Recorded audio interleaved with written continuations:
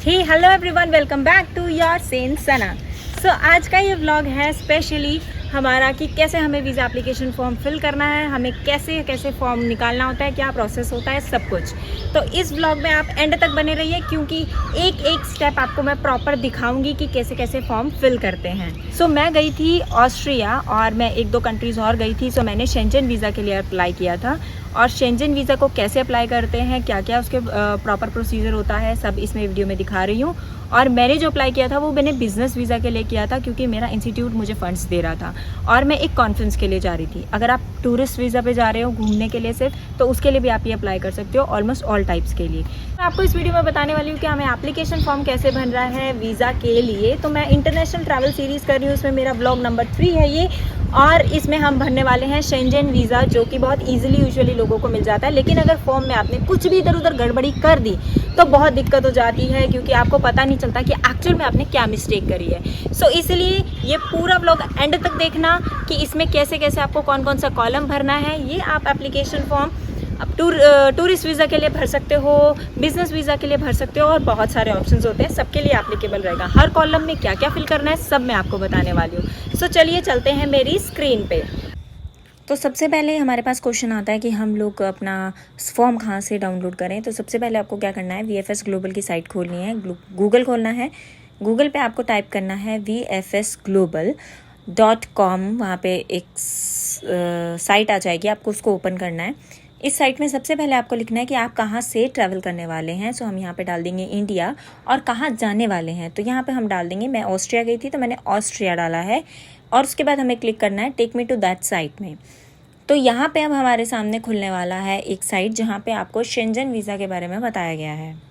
सो आपके पास अब यहाँ पे 4 ऑप्शंस आते हैं। तो पहला ऑप्शन आता है apply for visa, second option आता है book an appointment, third option आता है कि आप सेंटर सेलेक्ट कीजिए, और फोर्थ ऑप्शन आपके पास आता है कि visa at your door step.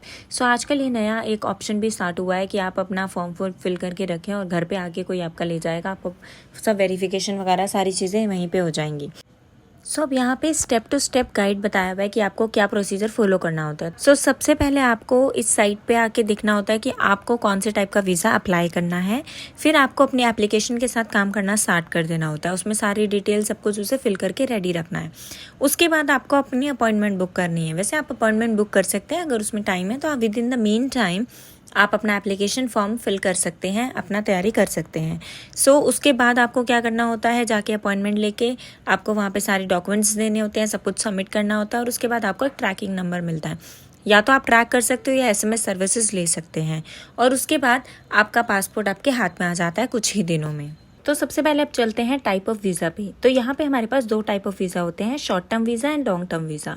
Short term visa में अगर आप, जैसे मैं कॉन्फ्रेंस के लिए जा रही हूँ तो बिजनेस वीज़ा आ जाएगा, या कोई फिल्म का क्रू जा रहा है शूटिंग के लिए तो फिल्म क्रू। स्टूडेंट वीज़ा अगर कोई इंटर्नशिप वगैरह करने जा रहा है शॉर्ट टर्म के लिए 2 या 3 महीने के लिए। टूरिस्ट वीज़ा आ जाएगा, घूमने जा रहा है। विजिटर वीज़ा किसी को मिलने जा रहे हैं, किसी काम से जा रहे हैं तो वर्क वीज़ा। किसी इवेंट पे जा रहे हैं, कल्चरल स्पोर्ट या फिर रिलीजियस इवेंट्स पे, तो उसमें कल्चरल स्पोर्ट या रिलीजियस वीज़ा आ जाएगा। किसी ऑफिशियल विजिट पे जा रहे हैं, मीटिंग ऑर्गेनाइज है समथिंग, तो उसमें ऑफिशियल आ जाएगा। और ट्रांजिट वीज़ा है कि आप मिड वाइल कहीं रुकने वाले हैं। इंसेंटिव ग्रुप्स हैं प्रॉपर कि किसी फंक्शनल ग्रुप्स के थ्रू जा रहे हैं। और लॉन्ग टर्म में आ जाएगा कि आप स्टूडेंट वीज़ा के थ्रू जा रहे हैं पढ़ने के लिए, या विजिटर बेसिस पे जा रहे हैं, या फिर वर्क वीज़ा के लिए जा रहे हैं। अब मैंने यहाँ पे बिज़नेस वीज़ा अप्लाई किया है, और नीचे ही आपको उसका थोड़ा ओवरव्यू मिल जाएगा और वीज़ा की फ़ीस मिल जाएगी, डिटेल्स मिल जाएंगी सारी। जैसे कि अडल्ट के वीज़ा के लिए आपको 7,260 रुपीज़ लगते हैं, और चिल्ड्रन के वीज़ा के लिए 3,630 लगते हैं। और बेसिकली अगर हम इंडियंस की बात करें तो यही मैं बात करूँगी, और अगर आप शॉर्ट टर्म के लिए अप्लाई कर रहे हैं तो यही रेट आपको फॉलो होने वाला है। लेकिन अगर आप लॉन्ग टर्म के लिए अप्लाई कर रहे हैं तो वहाँ पे आपका रेट जो है थोड़ा सा बढ़ जाने वाला है, और उसमें आपको जो प्राइस मिलेगा एडल्ट के लिए वो मिलेगा 13,460 रुपीज़, एंड चिल्ड्रंस के लिए है 13,460 रुपीज़। मतलब कोई भी डिफरेंस नहीं है क्योंकि आप लॉन्ग टर्म के लिए जा रहे हैं। उसके बाद आपको यहाँ पर डॉक्यूमेंट रिक्वायर्ड्स में सारे डॉक्यूमेंट्स बता देंगे, आपको एप्लीकेशन फॉर्म का लिंक दिखा देंगे कि कहाँ से आपको डाउनलोड करना है, और आपको यहाँ पे बताया जाएगा कि आपको क्या क्या चीज़ें चाहिए। कुछ आपको स्पेसिफिकेशन दी गई है फ़ोटोज़ की कि कैसे आपको फ़ोटोज़ लेनी है, for a male for a female, specs लगे हैं नहीं लगे हैं, लड़कियों को कैसे बालों को अपना टाइट करना है, और अगर कोई बॉल्ड इंसान है उनको कैसे फ़ोटोग्राफ्स देनी है, अगर किसी ने हिजाब पहना है तो उसे किस तरीके से फ़ोटो देनी है, और कोई अगर छोटा सा बच्चा है उसको किस तरीके से अपनी फ़ोटोग्राफ सेंड करनी है। देन आपको बताया गया है कि प्रोसेसिंग में कितना टाइम लगता है। यूजुअली 15 डेज़ इन्होंने बताया है, लेकिन अगर आपका प्रोफाइल बिल्कुल सही है तो आपका 7 डेज़ में आ जाता है। लास्ट आता है हमारे पास कि हमें फॉर्म को डाउनलोड करना है। यहाँ पे हमें फॉर्म डाउनलोड करना होता है with some declaration and undertaking. साथ में हमें डिस्क्लेमर देना होता है और कंसेंट फॉर्म देना होता है। साथ में हमें एक और कवर लेटर बनाना होता है, और कवर लेटर में हमें सारी अपनी डिटेल्स डालनी होती है, कब हम पहुंचने वाले हैं, कौन से दिन हम क्या क्या करने वाले हैं और कब हम रिटर्न करने वाले हैं। साथ में आपको आइटिनरी देनी होती है जिसमें आपको पूरी डिटेल्स देनी होती है कि किस दिन आप कहाँ पे रहने वाले हैं और किस दिन आप कौन सी एक्टिविटी करने वाले हैं।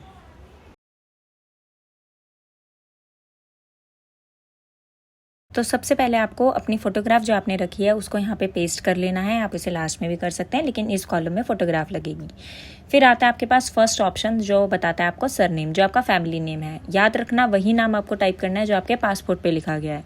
तो यहाँ पे लास्ट नेम आना है, आपकी कास्ट आएगी। फिर सेकेंड ऑप्शन आपका कुछ नहीं है, यहाँ पे कुछ नहीं आना है, सरनेम एट बर्थ, यानी कि ये मिडल नेम हो सकता है जो आपका मिडल नेम होगा। फिर आ जाएगा थर्ड में फर्स्ट नेम, जो आपका एक्चुअल नाम है वो लिखना है, लेकिन पासपोर्ट वाला ही नाम लिखना है। सारी इन्फॉर्मेशन जो भी होगी वो पासपोर्ट वाली ही आएगी।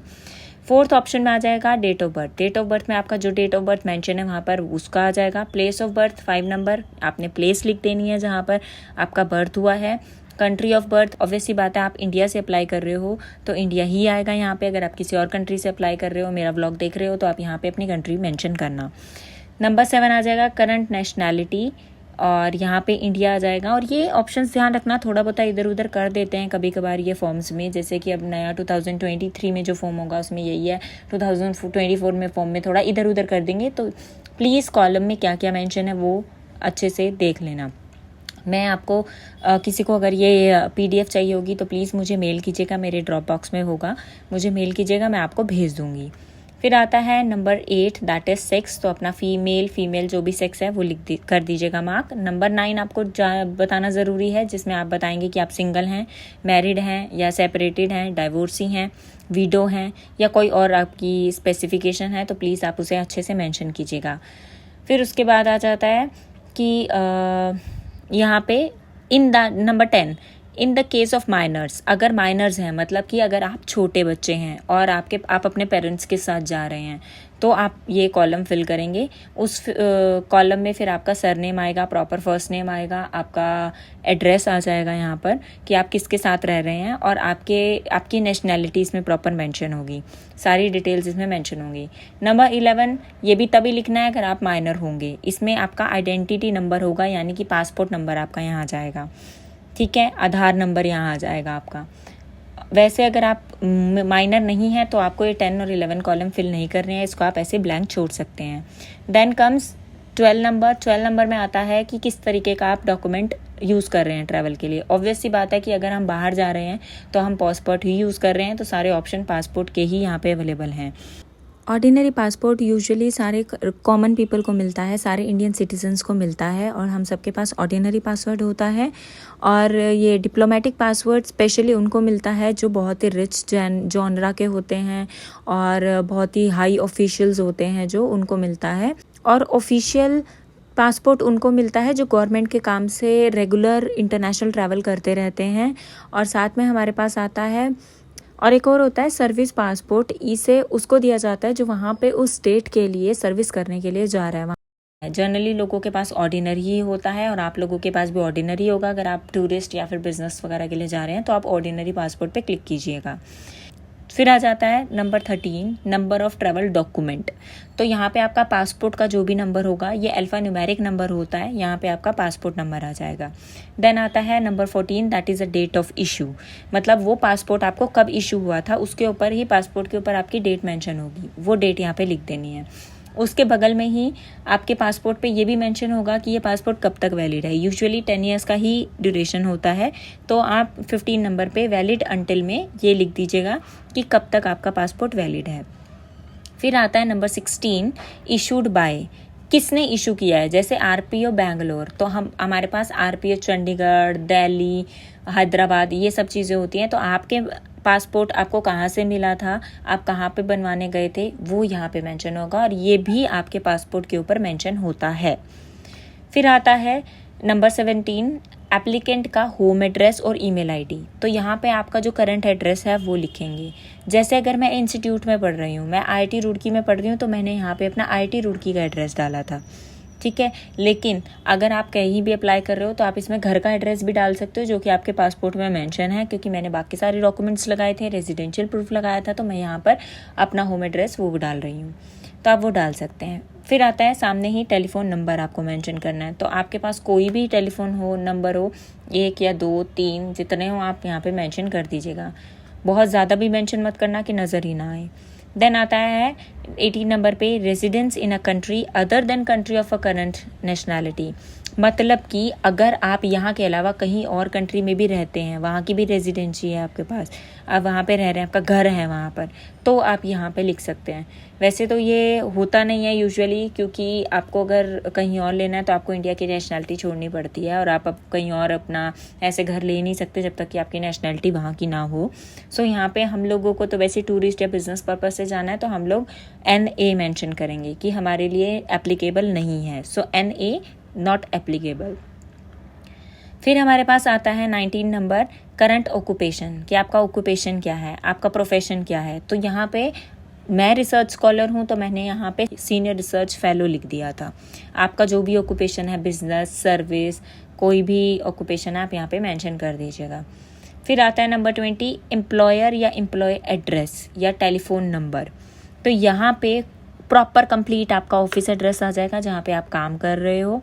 स्टूडेंट्स के लिए यहाँ पे स्पेसिफिकली मेंशन है अपने इंस्टीट्यूट की एस्टेब्लिशमेंट, सब कुछ लिखना है, उसका नाम, एड्रेस, ये सब मेंशन करना है। तो मैंने आईआईटी रुड़की का प्रॉपर डिपार्टमेंट के साथ एड्रेस मेंशन कर दिया गया था। देन आता है 21, main purpose of the journey, मतलब हम क्यों जा रहे हैं। तो इसमें आता है tourism, business, visiting family, friends. तो आप जिस पर्पस के लिए आप कर जा रहे हो आप वो मेंशन करेंगे। मैं जा रही थी बिजनेस पर्पस, यानी मीटिंग के लिए, कॉन्फ्रेंस के लिए, सो मैंने बिजनेस किया था। अगर आप जा रहे हो टूरिज्म के लिए, घूमने के लिए सिर्फ, तो टूरिस्ट। फैमिली फ्रेंड्स से मिलने जा रहे हो तो visiting family and friends. Cultural events के लिए जा रहे हो, मतलब कोई प्रोग्राम वहाँ पे होना, बहुत बिग फेस्टिवल है, उस सब चीज़ों के लिए जा रहे हो। स्पोर्ट्स के लिए जा रहे हो, जैसे कि ये जितने स्पोर्ट्समैन जाते हैं वो स्पोर्ट्स कोटा में जाते हैं। ऑफिशियल विजिट कर रहे हैं, मतलब किसी बहुत बड़े इंस्टीट्यूट ने आपको स्पेशल इन्विटेशन दिया, then official visit. Medical reason से जा रहे हैं, अपना इलाज करवाने जा रहे हैं। आप पढ़ने जा रहे हैं तो स्टडी डालेंगे। ट्रांजिट वीज़ा पे जा रहे हैं तो ट्रांजिट डालेंगे। एयरपोर्ट ट्रांजिट में जा रहे हैं तो एयरपोर्ट ट्रांजिट। अदर्स में आ जाएगा, कोई अगर आपकी स्पेशल कैटेगरी होगी तो आप वो डाल सकते हैं। नेक्स्ट आता है हमारे पास मेंबर स्टेट ऑफ डेस्टिनेशन, मतलब हम किस जगह पर जा रहे हैं। मैं जा रही थी ऑस्ट्रिया, वहाँ की मेरी टिकट थी, वहीं पे स्पेसिफिक मेरा काम था, तो मैंने ऑस्ट्रिया यहाँ पे मेंशन किया है। फिर आता है member state of first entry, मतलब टिकट के हिसाब से मेरी जो टिकट थी वो डायरेक्ट जा रही थी। शेंजन स्टेट में घुसने के लिए आपको जो टिकट चाहिए होती है, अब क्या होता है हम सस्ती और महंगी के चक्कर में करते हैं, लेकिन मैंने एयर इंडिया की करी थी टिकट, सो मेरी डायरेक्ट टिकट थी, तो मैं कहीं और रुक नहीं रही थी। तो मैंने यहाँ पे ऑस्ट्रिया ही मेंशन किया था कि पहली ऐसी कौन सी कंट्री है, स्टेट है जहाँ पे मैं एंटर कर रही हूँ। ठीक है, यहाँ पे सिर्फ आपको शेंजन स्टेट्स ही कंसीडर करनी है, आपको कोई और नहीं करनी है। मतलब ऐसा हो सकता है कि आप बर्लिन जा रहे हैं जो कि शेंजन में ही आता है, जर्मनी जा रहे हैं जो कि शेंजन में ही आता है, तो आप वो मेंशन करेंगे कि अगर वहाँ जा रहे हैं उसके बाद आप कहीं और जा रहे हैं। तो पहला एंट्री आपका यूरोप के अंदर कौन सी कंट्री में हो रहा है, कौन सी स्टेट में हो रहा है, वो मेंशन करेंगे यहाँ पर। फिर आता है नंबर ऑफ एंट्रीज रिक्वेस्टेड, कितनी एंट्रीज आपने रिक्वेस्ट करी हैं। यूजुअली क्या होता है आपको 30 डेज़ का वीज़ा मिलता है, तो यहाँ पे मैंने मल्टीपल एंट्रीज कर दी है। इसका एक्स्ट्रा कोई चार्ज नहीं लगता है, इसीलिए आप मल्टीपल एंट्रीज कर दो। क्या होगा कि आप अगर एक ही शेंजन की कंट्री में कहीं इधर उधर, एक ही शेंजन एरिया में इधर उधर जाना चाह रहे हो कंट्रीज़ में, तो आप जा सकते हैं। जैसे कि मैं काफ़ी जगह घूम के आई हूँ, मैं आपको आने वाले व्लॉग्स में बताऊँगी, तो मैंने मल्टीपल एंट्रीज कर दी थी कि मैं कहीं भी इधर उधर मूव कर सकती हूँ। ड्यूरेशन ऑफ इंटेंटेड स्टे और ट्रांजिट, कितने दिन के लिए आप रहने वाले हो। तो मेरा जो ट्रिप था 10 से 11 दिन का था, तो मैंने वहाँ पे मेंशन कर दिया था कि मैं इतने दिन के लिए यहाँ रहने वाली हूँ। ठीक है, 30 डेज़ का वीज़ा वैलिड होता है, तो आप वहाँ पे पैसे मिलता है 30 डेज़ का, एग्जैक्ट उतने डेट का नहीं मिलता है, लेकिन किसी किसी ने मुझे बोला भी है कि मिलता है, बट मेरे नोन में जितने मेरे नोन में थे उन सबको 30 डेज़ का मिला। सो आप नंबर ऑफ़ डेज़ अपने वैसे मेंशन कर दीजिए यहाँ पे। देन आता है Shenzhen visa issue during the past 3 years, कि 3 सालों में आपको इशू किया भी गया है या नहीं किया गया है। सो देखो मेरे पास ही फ्रेश वीज़ा था, मैंने ये वीज़ा पहले लिया ही नहीं था शेंजन का। सो मैंने यहाँ पर नो किया था कि मेरे को पहले 3 सालों में नहीं मिला है। बट अगर आप 3 साल के अंदर जा रहे हैं तो आप येस ही करेंगे इसको। और अगर होके आए हैं तो आप डेट वहाँ पे मेंशन करेंगे कि आप कब से कब तक वहाँ पे गए थे और रुके थे वहाँ पे। फिर आता है fingerprints collected previously for the purpose of applying for a Shenzhen visa, मतलब कि शेंजन वीज़ा में अप्लाई करने के लिए, oh my God bird, Shenzhen visa apply करने के लिए आपने पहले कभी फिंगरप्रिंट्स दिए हैं, तो मैंने नहीं दिए थे, तो मैंने एनए कर दिया। लेकिन सर ने पहले वाले कॉलम में नो किया था, 3 साल में नहीं गए थे वो, लेकिन उससे पहले उनके पास फिंगरप्रिंट्स हैं 2019 के। तो यहाँ पे हमने डेट मेंशन कर दी, डेट में हमने ईयर ही मेंशन किया क्योंकि एग्जैक्टली डेट हमें याद नहीं थी। तो यहाँ पे अदरवाइज आपने नहीं किए हैं तो नॉट एप्लीकेबल, एनए। फिर आता है entry permit for final country of the destination where applicable, यानी कि ये ट्रांजिट वीज़ा के अंदर ही स्पेसिफिकली होता है, क्योंकि आप एक जगह से दूसरी जगह जब जा रहे होते हैं, मानो कि मैंने यूके जाना है और मैं यूरोप से होकर जा रही हूँ, तो आप यहाँ पे बताओगे कि हमें परमिट ले रखा है हमने, और वो परमिट जब लिया है तो आपको स्पेसिफिकली उसके लिए भी एक और वीज़ा अप्लाई करना पड़ता है, परमिट लेना पड़ता है कि हम इस कंट्री में आ रहे हैं। तो वो डेट आप यहाँ पे मेंशन करेंगे कि आपको किसने दिया है, कौन सी डेट में दिया है और कौन सी डेट तक का दिया है, वो सारी डिटेल्स डालेंगे। लेकिन अगर हम नहीं जा रहे हैं, जैसे मेरी डायरेक्ट थी, तो मैंने यहाँ पे ट्रांजिट केस नहीं डाला है, और ये ट्रांजिट वीज़ा वाले उसमें ही आता है, अदरवाइज़ ये एप्लीकेबल नहीं होता, तो आप छोड़ दीजिए। 29 intended date of arrival in the Schengen area, कि मैं कब पहुँचने वाली हूँ। तो मैं जब पहुँच रही थी मैंने यहाँ पे वो वाली डेट लिखी, और जब मैं वहाँ से डिपार्चर लेने वाली हूँ वो डेट मैंने इस कॉलम में लिखी है। फिर आता है सरनेम या first name of inviting person in the member state, मतलब आपको उस जगह पे उस कंट्री में कौन बुला रहा है।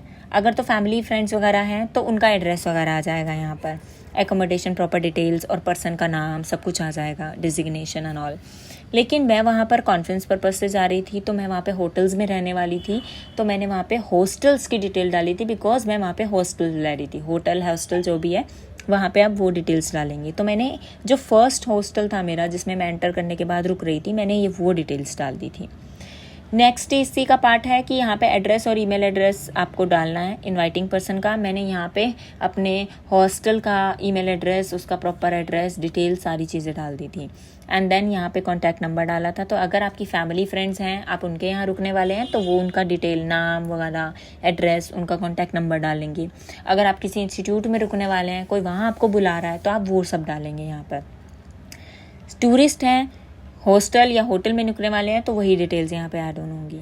देन आता है name and address of inviting company organization, तो जो आपको इनवाइट कर रहा है उस कंपनी का। तो मैंने यहाँ पे अपना, मेरा बिजनेस पर्पस था, तो मैंने यहाँ पे क्या किया था, अपना कॉन्फ्रेंस का नाम डाल दिया था, कॉन्फ्रेंस का कॉन्टैक्ट डाल दिया था, कॉन्फ्रेंस की एड्रेस डाल दिया था कि उन्होंने मुझे बुलाया, क्योंकि मेरे पास वहाँ का इन्विटेशन लेटर था, सो मैं वो डाल दी थी।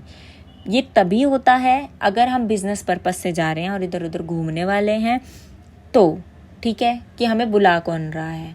अगर फैमिली फ्रेंड्स हैं तो वहाँ पे इनका आ जाएगा, अदरवाइज़ आपका सब ये एन रहेगा, तो आपको नॉट एप्लीकेबल, क्योंकि आप घूमने जा रहे हो, आपको फ़र्क ही नहीं पड़ता कि कौन बुला रहा है कोई नहीं बुला रहा, क्योंकि आपको कोई बुला ही नहीं रहा होता है। सो आपको कुछ नहीं करना है, या एन डाल देना है। लेकिन मेरे केस में मैं कॉन्फ्रेंस में थी, तो मैंने कॉन्फ्रेंस का नाम, डिटेल्स, एड्रेस सब मेंशन किया था।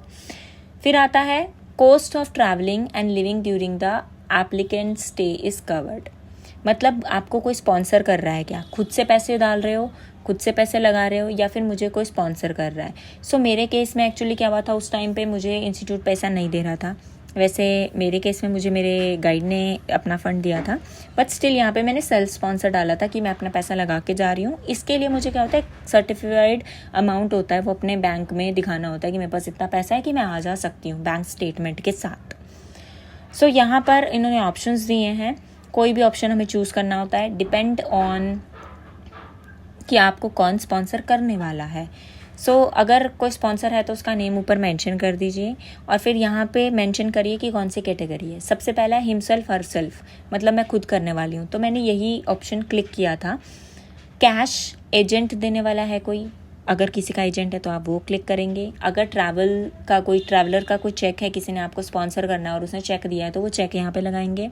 क्रेडिट कार्ड से करने वाले हैं किसी, जैसे आपके पास क्रेडिट कार्ड है उसमें अच्छी खासी लिमिट है 4-5 लाख की और आप वहाँ पे जाके आ सकते हैं, तो वो क्रेडिट कार्ड क्लिक करके उसकी कॉपी लगेगी। प्रीपेड एकोमोडेशन है, मतलब आपका ऑलरेडी किसी ने पे कर दिया है सब कुछ, तो आप वो बताएंगे, उसका नाम आपको बताना होगा किसने पे किया है और उसका प्रूफ दिखाना होगा कि प्रीपेड हो चुका है। स्पॉन्सर के थ्रू नहीं थी, किसी के थ्रू नहीं थी, तो मैंने कोई ऑप्शन भी नहीं इसमें फिल किया था, छोड़ दिया था। फिर आता है मीन्स ऑफ सपोर्ट। आपको सपोर्ट किस लिए मिल रहा है? कैश के तौर पे मिल रहा है, बट मैंने खुद किया था तो मुझे कोई सपोर्ट ही नहीं मिल रहा, तो मैंने डाला ही नहीं था, ये कैश नहीं ऑन किया था। मैंने खुद किया था तो कैश मेरा एप्लीकेबल नहीं था। एकोमोडेशन प्रोवाइडेड, हो सकता है कि जो आपको स्पॉन्सर कर रहा है वो सिर्फ आपको एकोमोडेशन दे रहा है, आपका ट्रैवल दे रहा है, लेकिन लोकल ट्रांसपोर्ट आपको खुद करना होगा। यहाँ पे आप मेंशन करेंगे कि उसने आपको कैश दिया, एकोमोडेशन दिया, या फिर सारे एक्सपेंसेस कवर करे ड्यूरिंग द स्टे, या फिर प्रीपेड ट्रांसपोर्ट दिया या अदर्स। तो मैंने यहाँ सारे एक्सपेंसेस खुद से किए, तो मैंने यहाँ क्लिक किया all expenses covered during the stay. कोई प्रॉब्लम नहीं है इसमें, क्योंकि आप खुद से कर दोगे तो दैट्स इट, मतलब आपको कोई प्रूफ या कुछ दिखाने की ज़रूरत नहीं है, बस आपको बैंक डिटेल्स दिखाने की ज़रूरत है जिसमें आपका बैंक में सफिशिएंट अमाउंट होना चाहिए। फिर आता है personal data of the family member who is in Europe. मेरा कोई ऐसा था नहीं तो नॉट एप्लीकेबल था, मैंने कुछ करना ही नहीं था, एने कर दिया। अगर कोई है तो यहाँ पे आप नाम लिखेंगे, उनका सरनेम लिखेंगे, उनका फर्स्ट नेम लिखेंगे, अलग अलग डेफिनेटली, उनका डेट ऑफ बर्थ, उनकी नेशनैलिटी क्या है, हो सकता है वो इंडिया का ही और बाहर रह रहे हो जॉब वॉब के लिए, आप उनके पास जा रहे हैं तो आप उनकी नेशनैलिटी इंडिया लिखेंगे। हो सकता है वो वहीं के ही हों और आप वहीं की नेशनैलिटी उन्हें मतलब मिल गई हो, तो आप यहाँ से उन्हें मिलने जा रहे हैं तो वहाँ की नेशनैलिटी आएगी, मतलब जो उनके पासपोर्ट पे मेंशन होगा वही डिटेल्स यहाँ पे आएंगी। ट्रैवल आईडी कार्ड, मतलब यहाँ पासपोर्ट नंबर ही आएगा स्पेसिफिकली उनका। और फिर आता है, बट हमारे केस में कुछ नहीं था तो NA not applicable. Next is family relationship with an EU, मतलब कि यूरोपियन आपका जो सिटीज़न है उसके साथ आपका फैमिली रिलेशनशिप क्या है। मतलब हो सकता है कि आपकी वाइफ वहाँ हो, स्पॉस, चाइल्ड, बच्चा हो वहाँ पे, ग्रैंड चाइल्ड हो आपके वहाँ पे, या डिपेंडेंट एसेंट हो जो आपके ऊपर डिपेंडेंट है या जिसके ऊपर आप डिपेंडेंट हो। तो ऐसा अगर है तो आप वहाँ पे मार्क करेंगे। हमारा कोई नहीं था तो NA कर दिया हमने, ठीक है। और फिर आता है ये तब एप्लीकेबल होती हैं दोनों 34 और 35 अगर आप फैमिली से मिलने जा रहे हैं तो वो वाला वीज़ा बनवा रहे हैं, फैमिली फ्रेंड से मिलने जाने वाला वीज़ा, राइट। फिर आता है प्लेस एंड डेट। आप अपने सबमिशन की जगह मेंशन करेंगे, डेट मेंशन करेंगे, जिस डेट को मैं ये अपना अपॉइंटमेंट लेके ये फॉर्म सबमिट करने वाली हूँ वो। याद रखना, अगर आप 18 साल से छोटे हो, माइनर में कंसीडर किए जाओगे तो फादर या मदर के ही सिग्नेचर लीगल माने जाएंगे, अदरवाइज आपके सिग्नेचर चल जाएंगे, तो अपने सिग्नेचर कर देना। ये कुछ आपको इंस्ट्रक्शंस दी गई हैं कि आपको कैसे फिल करना है कैसे नहीं, जो मैंने आपको सब बता दी हैं। और लास्ट में मैं यहाँ पे आपको प्लेस एंड डेट डालना है वापस से, जो आपने लास्ट कॉलम में डाला था, और अगेन आपको सिग्नेचर करनी है जैसे आपने लास्ट में किया था। माइनर्स के केस में आप सिग्नेचर नहीं कर सकते हैं, आपके लिए फादर या मदर ही अप्लाई कर सकते हैं वीज़ा के लिए। अब बात करते हैं कि हमें क्या क्या चीज़ें रिक्वायर्ड होती है। तो ये प्रॉपर चेकलिस्ट है 2023 की। सबसे पहले आपको ये एप्लीकेशन फॉर्म जो मैंने आपको बताया है ये इंग्लिश में या जर्मन लैंग्वेज में आपका फिल होना चाहिए, ये देना है आपको। फिर आपके पास पासपोर्ट होना चाहिए जो एटलीस्ट आपका 3 मंथ्स के लिए वैलिडिटी इसकी अभी बाकी होनी चाहिए। उसके बाद आपके पास एक फ़ोटोग्राफ होनी चाहिए। वैसे आजकल फ़ोटोग्राफ्स आपकी वहाँ पे क्लिक नहीं होती है ऑन स्पॉट, आपकी जो फ़ोटोग्राफ आप लेके जाते हो उसी को स्कैन कर लेते हैं। और वैलिड परमिट होना चाहिए टू रिटर्न, यानी कि आपकी यहाँ की नेशनैलिटी होनी चाहिए, यहाँ का NOC आपके पास होना चाहिए कि आप आराम से, नो ऑब्जेक्शन होना चाहिए कि वापस इंडिया आ सकते हैं, यहाँ से कोई ऑब्जेक्शन नहीं होना चाहिए। 5th आपके पास है in case of purpose of travel is other than the meeting purpose. तो आपके पास ट्रेनिंग या वॉलंटरी वर्क या फिर प्रोजेक्ट वगैरह वर्क के लिए है तो आपके पास प्रॉपर प्रूफ होना चाहिए, परमिशन होनी चाहिए ऑस्ट्रियन लेबर अथॉरिटी से कि आप वहाँ पे आके काम कर रहे हैं। तो हमारे पास ऐसा नहीं है, इसलिए हम यहाँ पे इसे NA करेंगे। नेक्स्ट इज़ आपके पास इनविटेशन लेटर होना चाहिए ऑस्ट्रियन कंपनी की तरफ से, जैसे कि मेरे पास वहाँ से ऑलरेडी कॉन्फ्रेंस वालों का इनविटेशन लेटर था तो वो मेरा चल गया था। अगर आप टूरिस्ट वीज़ा पे हैं तो ऐसा कोई लेटर आपकी ज़रूरत नहीं है। नेक्स्ट इज़ आपके पास डॉक्यूमेंट होने चाहिए आपके राउंड ट्रिप के लिए, जैसे कि आपकी आइटिनरी प्रॉपर प्रिपेयर होनी चाहिए, जो मैंने आपको दिखा दी है कि कैसे आपको बनानी है, कि आपने अपना रिजर्वेशंस बुकिंग्स, आपकी रिजर्वेशंस ऑफ एयरलाइंस, आपकी हॉस्टल होटल की बुकिंग, आपका हर चीज़ रिजर्व्ड हो, एकोमोडेशन होना चाहिए और प्लस बहुत इंपॉर्टेंट चीज़ ट्रैवल मेडिकल इंश्योरेंस होनी चाहिए, जो आपको यूजुअली 800 रुपये तक की या 1000 रुपये तक की मिल जाती हैं। लेकिन आपको ये ध्यान रखना है, इसमें स्पेसिफिकली मेंशन है कि मिनिमम कवरेज उसका 30,000 यूरो का होना चाहिए और ये ईजिली आपको मिल जाती हैं कहीं पर भी और 1000 से ज़्यादा की नहीं आएगी। फिर आपके पास प्रॉपर प्रूफ होना चाहिए आपके ऑक्यूपेशन का। हम फर्स्ट इसमें आ जाता है, या तो आप एम्प्लॉयड होते हो तो आपके पास 3 मंथ्स का सैलरी सर्टिफिकेट होना चाहिए प्लस NOC आपके पास होनी चाहिए। HR से ईमेल वगैरह भी अगर होगा तो वो भी काम कर जाएगा, राइट। या तो सेल्फ एम्प्लॉयड है, मतलब आपका खुद का बिजनेस होगा तो आपके पास GST का सर्टिफिकेट होना चाहिए, इंपोर्ट एक्सपोर्ट सर्टिफिकेट होना चाहिए, राइट। ITR होना चाहिए आपके पास। एंड रिटायर्ड अगर हैं तो आपके पास पेंशन का स्टेटमेंट होना चाहिए 3 मंथ्स का, कि आपको रेगुलर पेंशन मिल रही है, मतलब आपके पास पैसा आ रहा है कि आप आराम से आ जा सकते हैं, आप अफोर्ड कर सकते हैं इस ट्रिप को। या फिर अगर स्टूडेंट हैं जैसे कि मैं हूँ और मैं अगर स्पॉन्सर्ड हूँ या नहीं भी हूँ तो स्टूडेंट का प्रूफ होना चाहिए, रजिस्ट्रेशन होना चाहिए। आपका एक रजिस्ट्रेशन कार्ड मिलता है आपके स्कूल से, कॉलेज से, यूनिवर्सिटी से, तो वो आपके पास होना चाहिए। Next is proof of sufficient funds. तो अगर आपका सेल्फ एम्प्लॉयड बिजनेस है तो आपको ITR अपनी देनी है 3 इयर्स की लेटेस्ट। और अगर अगर आप एम्प्लॉयड हैं, सर्विस कर रहे हैं, या फिर आप अगर रिटायर्ड हैं या स्टूडेंट हैं तो आपको अपना लास्ट 3 मंथ्स का ओरिजिनल बैंक डिटेल्स देनी है, स्टेटमेंट प्रॉपर लगाना है, राइट। और नेक्स्ट आपको अपने पासपोर्ट की कॉपी भी साथ में लेके जानी है, क्योंकि वो डॉक्यूमेंट्स प्रूफ के लिए रखेंगे, और ओरिजिनल भी लेके जाना है साथ में, राइट। और अगर आपके पास 2 पासपोर्ट हैं तो पिछले पासपोर्ट का भी आपको एक कॉपी अपने पास रखना है, और ओरिजिनल ले जाएंगे तो दी बेस्ट रहेगा, कि ताकि वो देख के क्लैरिफाई कर लें। और फिर लास्ट में अपनी कॉन्टैक्ट डिटेल्स देनी है, वो यूजुअली वो अपने आप देख लेते हैं, ले लेते हैं, वहाँ पे आपसे लिखवा लेते हैं। सो आपको ये व्लॉग कैसा लगा प्लीज़ कमेंट करके नीचे ज़रूर बताना। और कोई इन्फॉर्मेशन चाहिए तो प्लीज़ नीचे कमेंट कर सकते हो, कभी भी कोई क्वेरी हो आप मुझे मेल भी कर सकते हो। और यस, मेरा इंस्टाग्राम हैंडल भी फॉलो कर लो, नीचे आ रहा है। मेरे साथ बने रहिए इसी चैनल पे, और अगर अभी जुड़े नहीं हो तो प्लीज़ जल्दी से सब्सक्राइब कर लो, क्योंकि मेरा पूरा इंटरनेशनल ट्रैवल सीरीज़ जल्दी ही आने वाला है। सो मेरे को तो बहुत सारा काम है और मैं तो चलिए अपनी तैयारी करने के लिए, क्योंकि अभी मुझे पैकिंग करनी है, सब तैयारी करनी है। सो टाटा बाय बाय, लेकिन आप मेरे साथ जुड़े रहना, बाय।